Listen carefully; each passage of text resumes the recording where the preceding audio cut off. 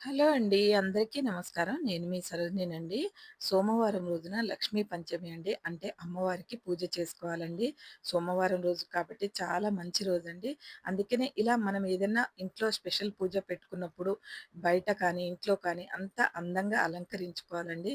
నేను మాత్రం నాకు వీలైనంత వరకైతే మాత్రం నేను చేసుకున్నానండి. అమ్మవారికి బూరెలంటే చాలా ఇష్టమండి.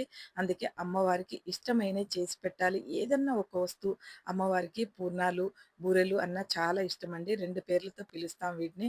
రకరకాల పేర్లతో పిలుస్తారండి. కానీ పూర్ణం అనొచ్చు, బూరెలనొచ్చండి అమ్మవారికి.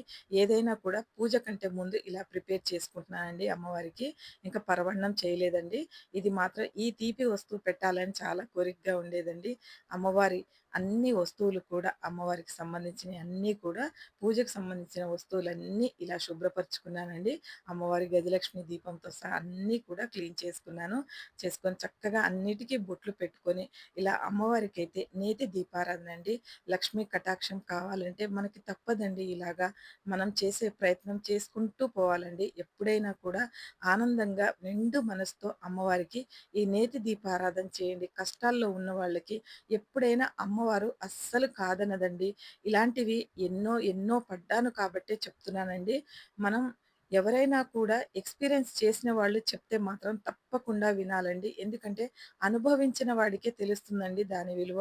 అందుకనే అమ్మవారు నాకు ఈ గజలక్ష్మి దీపం పెట్టుకునే అవకాశం ఇచ్చిందంటే నేను ఏదో ఒకటి కోరుకునే ఉంటాను కదండీ! ఆ దీపం కొనుక్కోవాలని నిజంగా నేను ఎన్ని ఏండ్లు కోరుకున్నానోనండి.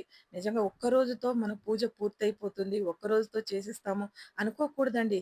ఏ పని మొదలుబెట్టినా, ఏ పని కావాలన్నా దాంట్లో ఏండ్ల తరబడి బాధన్నా ఉంటుంది. లేదా ఎమ్మటే అమ్మవారు కరుణిస్తే మాత్రం మన అదృష్టమండి అది.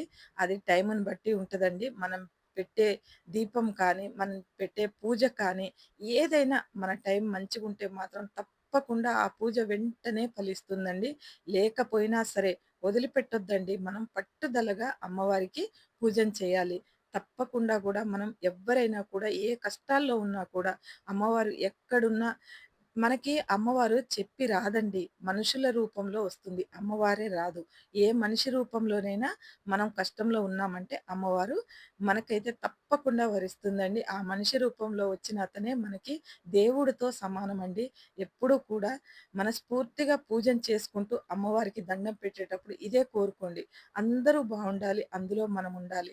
మనమందరం బాగు కోరితే ఆ అమ్మ కూడా మన మంచి మనసునే చూస్తుందండి. ఇక్కడ నేను ఎక్కువ పూలు పెట్టలేదండి. అందుకనే ఈరోజైతే మాకు చాలా తక్కువగా ఉన్నాయండి పువ్వులు.